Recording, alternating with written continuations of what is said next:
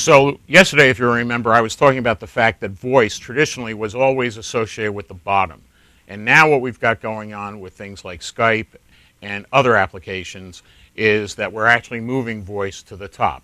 So the $64,000 question is voice going to stay on the top? Is it going to stay on the bottom? And this is kind of the battles that's going on right now associated with things like GoogleVoice versus AT&T.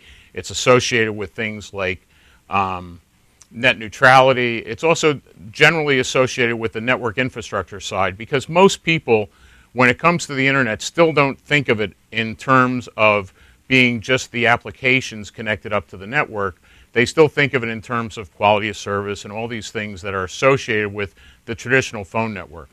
So what I'd like to do right now is I'd kind of like to talk about how we see this happening. And first of all, if you were a carrier like I used to be, if you worked in the carrier, one of the issues that you have is voice has been a cash cow.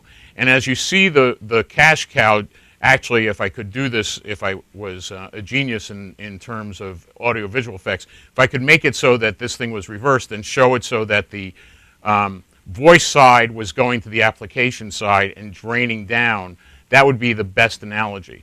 Now, the truth of the matter is, from my perspective, is that the conversation between GoogleVoice and AT&T, where they're complaining about GoogleVoice being unfairly connected up to the network, is kind of a bogus play, except for the fact that AT&T's got some very good points, which I've written about in the past.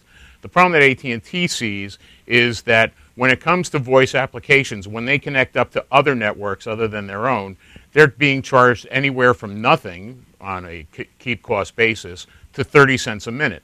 And in these days, when the price of a phone call is actually around less than 2 cents a minute and heading down towards zero, it's very easy to understand why AT&T feels somewhat hijacked in its pricing because of the fact of third parties. Now, if you were AT&T and you were sitting there and your customers were dialing a local number, a number that was basically part of a nationwide plan, and they tried to bill you back for the 30 cents when they're now got you on a bucket a minute pricing, obviously that doesn't work too well. So they're looking for the FCC to deal with the issue of intercarrier compensation. Now, to date, we haven't had a resolution on intercarrier compensation, even though most people think that it is kind of an easy thing to, I don't want to say an easy thing, it is an accomplishable goal. Is that a good way to say it? Let's just say that they could solve the problem.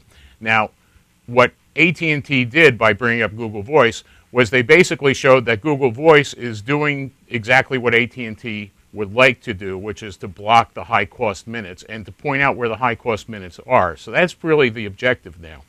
Should we consider GoogleVoice the same thing as AT&T? Absolutely not. GoogleVoice is not a primary phone line service. They give you a secondary line.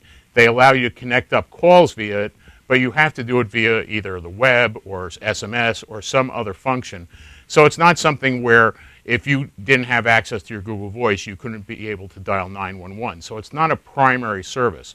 So the battle is somewhat bogus, but it does highlight the real issues that we're facing right now in the network, which is the fact that going back to the old model, the PSTN side is being charged one way, the voice is moving up to the app side, and the truth of the matter is that we haven't resolved how we're pricing for this access side and the voice side.